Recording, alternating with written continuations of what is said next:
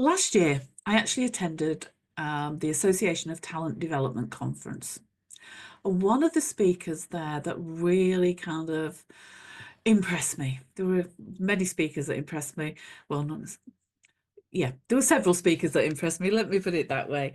And one of them was a gentleman called Michael Bungay. And he introduced his framework for relationship building, which I want to share with you now. And his framework is called he's great, James says, yeah. BPR, Best Possible Relationships. And that's what I want us to I'm just going to give you an overview of this, and I'll give you the link to his own kind of website as well. So if you're interested, you can certainly go on and look him up. So the first step is to think about all the people in your ecosystem. Your colleagues, your managers, collaborators, vendors, clients, all the workplace relationships, all the different types of relationships that you have, because these are all key people that can actually, depending on the quality of that relationship, as we have seen, influence your happiness and your success at work. And then we ask ourselves, how can I build the best possible relationship with them? Now, the key here is best possible. Ones that are great, how can we make them even better? Ones that are okay, how can you just move them on a little bit to make them great? And the ones that are not working, how can we make them just even 10 to 15% better? What difference would that actually make? Think if you could turn current unworkable relationships to being workable. Turn an impossible relationship to being bearable. Just think of the difference that that would make. Now, there are three key attributes of a best possible relationship. The first one is safe. Do you feel psychologically safe? Do you feel able to speak out without fear of retribution or being mocked? Now, feeling safe is necessary, but it's not sufficient on its own. The second attribute, Michael calls vital, or what is sometimes referred to as kind of psychological bravery. That willingness to push the point, to say the things that others might not feel brave enough to say. Now, the thing here, it's all about creating the right balance for each relationship between safe and vital, because we need to kind of move backwards and forwards between safe and vital to get to that right balance of helping people to feel safe, but also being willing to step into that ambiguity and have that kind of healthy conflict. And the final attribute, which most of us are not very good at actually, is repairable. So for Michael says 3 key attributes. They've got to be safe, they've got to be vital, and they've got to be repairable. But unfortunately, all too often, our good old fight or flight survival instinct kicks in and it actually hinders that repairing of relationships. So let's take a look at the kind of the BPR in practice. The first thing we need to do is change the way we think about work and our relationships with our colleagues, clients, leaders, etc. And we need to start to ask and answer quality questions about how we work together rather than what we work on.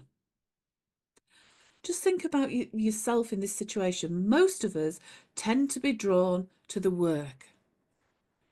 we get stuck into planning what needs to be done. And then we just get on with it without really stopping to establish how are we going to work together. Now, if we take time to ask that, how are we going to work well together? What that does is it enables individual strengths to be valued, those differences to be valued. And that can then lead to kind of avoiding some of those pitfalls in the future, some of those unhealthy conflicts perhaps in the future.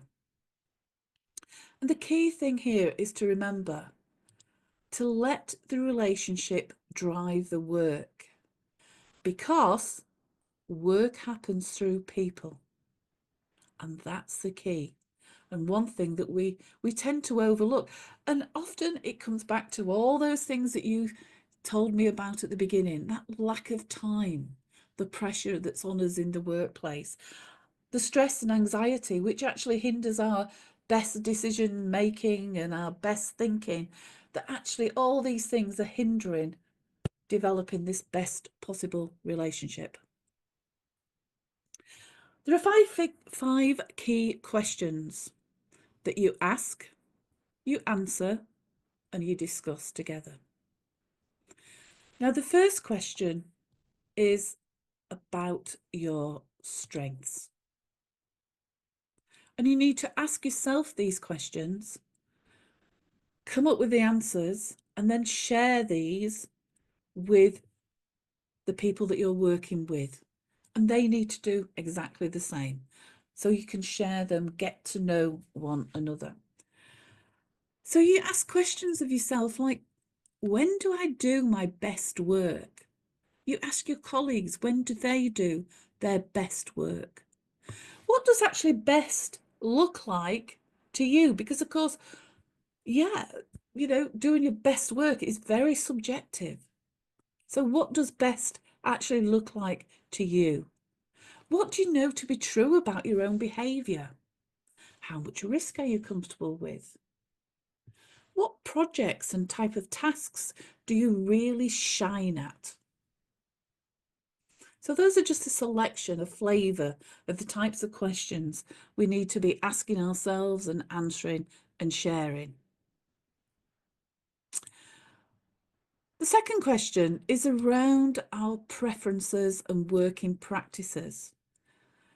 Now, our working preferences and practices are things which often we more or less take for granted. We feel are relatively minor. We might even assume that they're the same for everybody. They're kind of true for most people. But again, what we mean here is it's those little things that make the big difference. So how do you actually pronounce your name?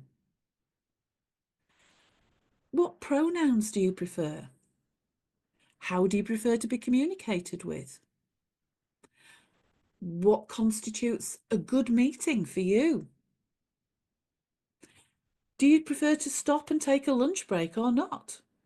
Do you prefer virtual or face-to-face meetings? So there's the kind of the minor or relatively minor detail. We discuss, think, discuss, and share. So we're really starting to get to know people.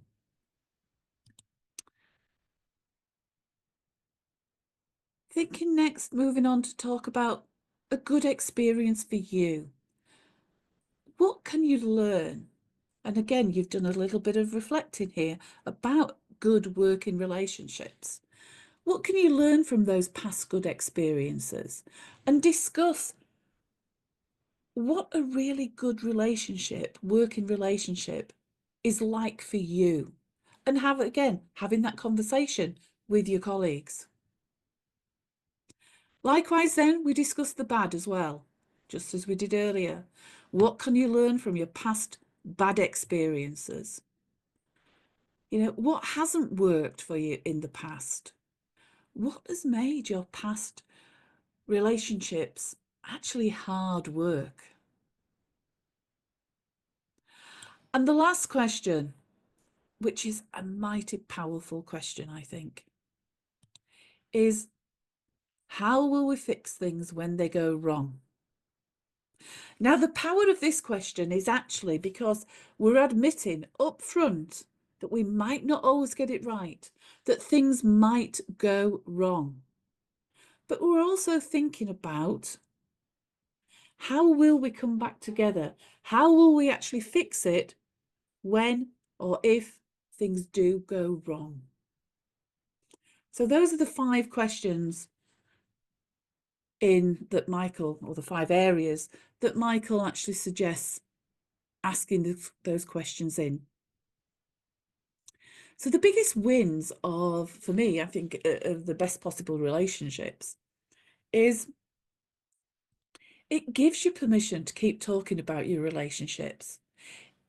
If we're all the time thinking about how are we making this the best possible relationship, we're thinking about, do we need to make any adjustments? What can we do differently? It also builds a shared commitment to the relationship. And then that leads, having that shared commitment leads to a best possible relationship. As I said earlier, if you want to go into this deeper and find out more information, please visit bestpossiblerelationships.com. And that's Michael's own site. And he's got lots of resources and things on there that you can download and take and share.